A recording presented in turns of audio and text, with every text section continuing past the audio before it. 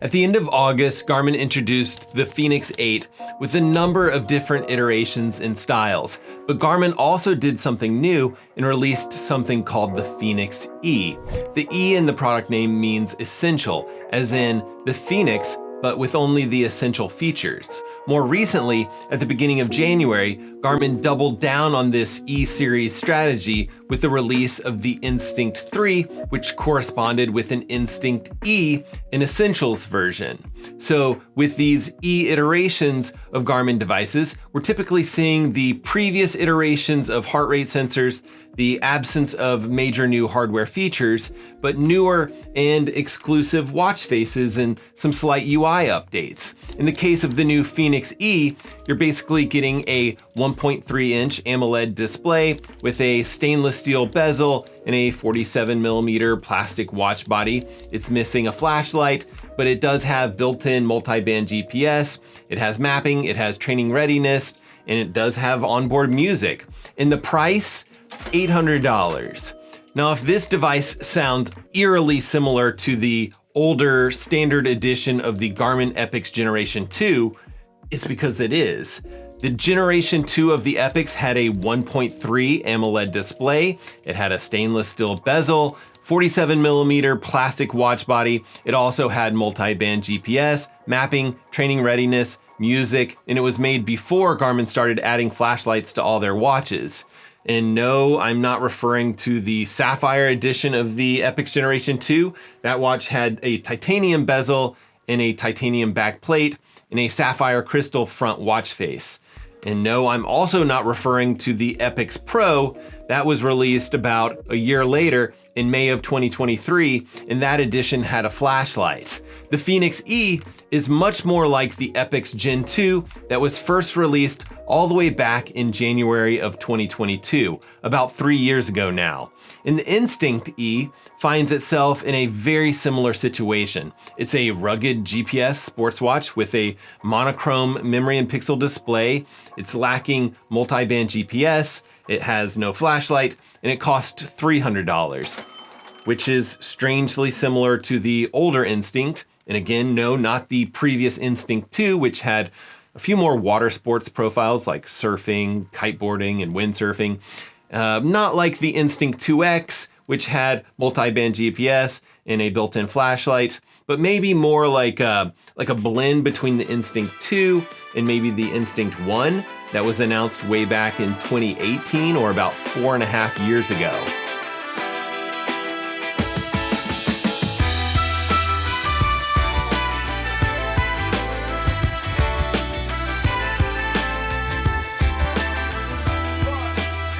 Okay, so the E or the essential versions of these watches have less features, but they cost less. So this was very reasonable, right? Now, Apple has been doing something very similar with their Apple Watch SE or their special edition series of watches, and they've been doing this for years. But Apple does something a little bit different.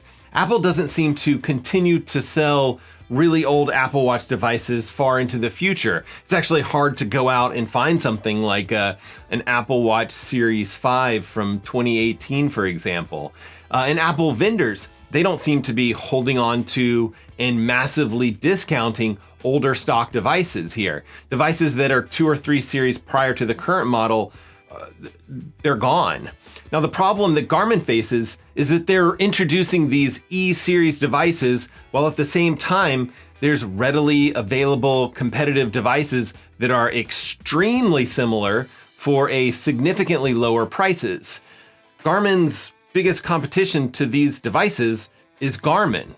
Now, in the example of the Fenix E that costs around $800, a savvy buyer might essentially buy the same device, the Epix Gen 2, for about half the price at this point.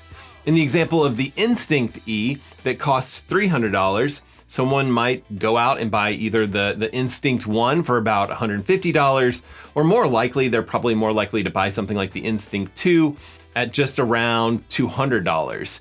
And don't think that these examples are suggested buying recommendations for you guys, but I do think that people should probably be looking at something like an Epix Pro or potentially something like the Instinct 2X if you are okay with a larger watch size.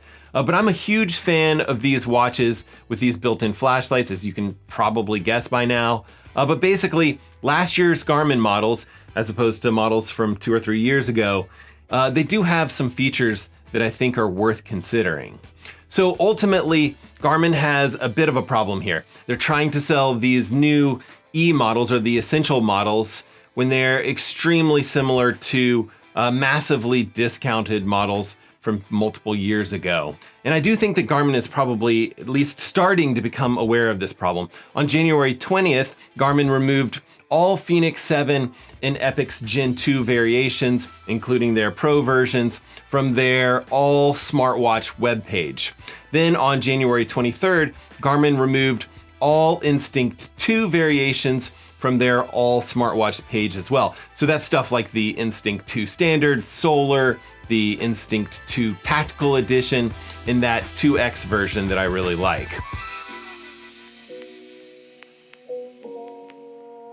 So maybe Garmin is aware of this issue, maybe they are aware of this conflict of marketing, but I think that calling this E strategy a complete failure is probably a little bit unjustifiably harsh. I think that I'm a little bit harder on Garmin than I am on a lot of other brands, just because generally I do think that they make really good products and I do tend to wear them extremely frequently. I have the Garmin Fenix 8 on my wrist even as we speak.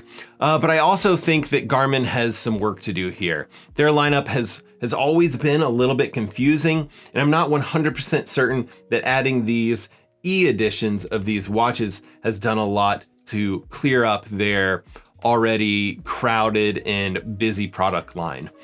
If you want to dive deeper into the Garmin Instinct 3 and hear Ray from DC Rainmaker and Des from Des Fit talk a little bit about this exact issue, they have a podcast. It's called The Fit File. I'll leave a link to it in the description of this video because those are good guys.